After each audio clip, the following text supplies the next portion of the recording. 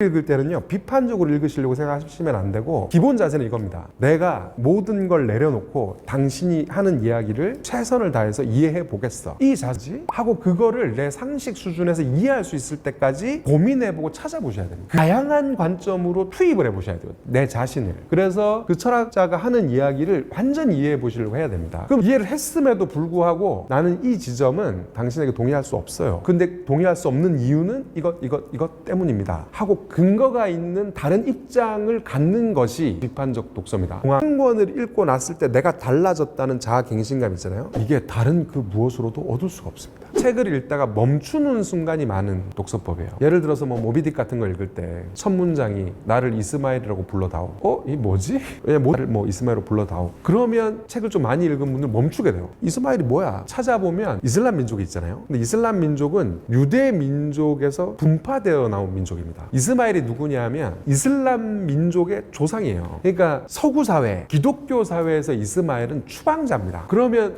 이렇게 되는 거죠. 나를 이스마일이라고 불러다오는 나를 추방자라고 불러달라 얘기를 할 건데, 이 이야기에서 주인공인 나는 추방자야, 이 선언을 하고 있는 거죠. 이렇게 되는 거죠. 이런 게 슬로우 리딩입니다. 문학 작품 같은 경우는 레이어가 되게 여러 겹입니다. 겉이야기 있고요, 속이야기 있고요, 작가의 의도 있고요, 거기서 인물 간의 맥락이 있고 그 시대와 도킹되어 있는 또 맥락이 있습니다. 이런 식으로 레이어가 굉장히 두껍게 깔려 있는데, 보통 이제 그냥 초보 독서가 책을 읽게 되면 뭐만 파악하게 되냐면 이 1차요, 글로 적혀 있는 이야기의 레이어만 파악하게 되거든요. 이렇게 되면은 장르 소설, 청소년 소설까지는 읽을 수 있어요. 근데 성인 문학 작품이나 고전 명작, 한강 작가님 작품 이런 거 읽잖아요. 그럼 이해가 안 됩니다. 밑에 레이어를 읽는 법을 모르기 때문이거든요. 근데 반복 독서를 할 때, 예를 들어 내가 어떤 책을 재밌게 잘 읽었어요. 두 번째 읽을 때 어떻게 되냐면, 읽다가 처음 읽을 때 안 보이던 게 막 보입니다. 그게 뭐냐면 이 하부 레이어가 언뜻 드러나는 거예요. 두 번째 읽을 때. 세 번째 읽잖아요, 또 보여요. 이런 식으로 반복 독서를 하게 되면 나도 모르게 문학 작품의 하부 레이어를 내려가는 경험을 하게 됩니다. 그걸 이해하는 방법이에요. 이게 장착이 되면 이제 못 읽을 게 없는 상태가 되는 거고요. 지식 도서의 반복 독서는 사실 같은 책을 반복해서 읽는 게 아닙니다. 한국사 책을 5권 읽잖아요. 반복 독서예요. 같은 한국사라는 지식을 반복해서 내가 읽은 거잖아요. 예를 들어 조선사를 5권 읽잖아요. 그럼 저 반복 독서는 지식 도서와 문학 독서를 좀 구별해서 이해하실 필요가 있습니다. 가의 독서가 필사와 초록이에요. 필사는 뭐냐면 책을 베껴 적는 거죠. 할 때 그 누구도 읽지 않은 책을 필사하지는 않습니다. 다 읽어보고 정말 좋은데 이런 책을 필사하게 되죠. 사실 저도 필사를 지금도 종종 합니다만, 필사를 할 때는 이런 생각이 들거든요. 이 책을 그냥 이렇게 보낼 수는 없다. 이 책 정말 대박이다. 이런 책을 만나게 되면 그 강도가 약하잖아요. 그러면 한 번 더 보게 돼요. 이게 반복 독서죠. 필사를 하게 됩니다. 그럼 필사를 하게 되면 이미 반복 독서가 된 책이에요, 그 책은. 그럼 그 책을 첫 줄을 펼쳐서 첫 문장을 베껴 적죠. 두 번째 문장을 적습니다. 그럼 뭐가 보이냐면 1번 문장과 2번 문장 사이에 간격이 보이죠. 체라고 얘기하는 게 딴 게 아니고요, 이 문장과 문장 사이에 간격이거든요. 근데 이 간격에는 뭐가 담겨 있냐면 사고의 방식이 담겨 있습니다. 사고의 진행 방식이요. 이 글을 필사하다 보면 그런 것들이 보이기 시작해요. 또 뭐가 보이냐면, 그냥 읽으면 작가가 자기가 그냥 쓰고 싶은 대로 썼다고 느껴집니다. 근데 필사를 해보시면 뭐가 느껴지냐면, 책이라는 게 언어로 쌓아놓은 집이라는 게, 그러니까 이게 하나의 구축되어 있는 건축물, 우리 이 건축물에서 벽돌 한 장 뺄 수가 없잖아요. 여기에 쓸모없는 게 하나도 없잖아요. 모든 건축 요소들이 다 자기 기능이 있고 자기 역할이 있고 그게 유기적으로 결합돼서 건축물을 이루는 것처럼 책도 언어로 지어진 유기적인 구조물입니다. 그게 보이기 시작하거든요. 그러면 이제 어떤 일이 벌어지냐면, 필사를 한번 하고 나면 책을 읽을 때 작가가 이때 이 문장을 왜 썼을까? 그리고 이 밑에 어떤 의도가 깔려 있을까? 이걸 읽는 방식이 상징, 플롯 이런 거거든요. 이런 필사의 경험을 갖고 책의 구조를 아는 사람이 한 문장을 읽게 되면 이 문장의 무게가 달라져요. 이런 것들이 생기는데, 그러면 책을 읽을 때만 발휘되는 거냐? 그렇지 않습니다. 이게 생각이잖아요. 생각을 할 때 이런 예민하고도 깊은 관점, 힘, 이런 것들이 사고에서도 생겨요. 그래서 이런 게 생기면 뒤에 가면 어떻게 되냐면, 카톡을 보더라도요, 이 사람의 지적 능력과 수준이 보이기 시작해요. 이런 식으로. 그리고 겸손해집니다, 갈수록. 희한하게도. 왜 그러냐면, 책을 좀 읽으면요, 이런 게 생기거든요.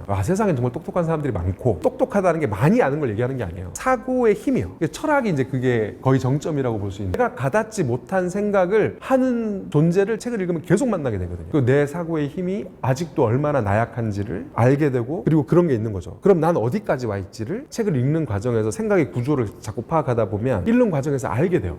그런 측면에서 반복 독서, 슬로우 리딩, 필사, 초록은 또 좀 다른데 초록은 좀 어떤 식이냐면 문학 작품을 초고강도로 읽는 게 필사예요. 지식 도서를 초고강도로 읽는 게 초록입니다. 초록이 딴 게 아니고 교과서 요약 정리하는 거 있죠. 그게 초록이에요. 엄밀함이에요. 논리적 엄밀함이고요. 그래서 이 지식을 초록하다 보면 지식의 구조를 파악하게 됩니다. 한번 쭉 읽었을 때 내 머릿속에 그 지식의 구조가 내 머릿속에 지어질 거 아닙니까? 이 지어지는 정도가 이걸 해보기 전과 해본 후가 완전히 달라집니다. 그러니까 필사와 초록, 반복 독서 이런 것들은 생각의 합으로 들어갈 수 있는 힘, 생각의 전체, 내가 정말 장악하고 싶은 지식을 만났을 때, 혹은 내가 정말 단 한 문장도 놓치고 싶지 않다는 정도의 책을 만났을 때 하셔야지 생각의 바다를 여행하는 항해자가 되는 일입니다. 우리가 흔히 내 생각은 나의 고유한 것이라고 생각하시기 쉽지만 사실 그 누구도 자기가 태어난 시대에서 벗어날 수 없습니다. 내 생각의 경계선도요, 내 시대에 한정되어 있을 수밖에 없어요. 생각의 깊이에 도달하는 것과 동시에 인류사에 인간이라는 존재가 해놓은 생각들을, 모든 생각들을 거칠 수는 없지만 그 바다를 여행하면서 그런 생각들을 이해하는 경험을 해보는 겁니다. 삶의 질이라는 것은요, 경험을 해보시면 야, 이래서 책을 손에 못 넣는구나, 지금 이 세상에서 일어나고 있는 일의 본질이 무엇인가를 이해하게 되고요. 이런 식으로 내가 경험하고 있는 삶, 내가 경험하고 있는 세상을 깊게 이해할 수 있게 만들어주는 통로이자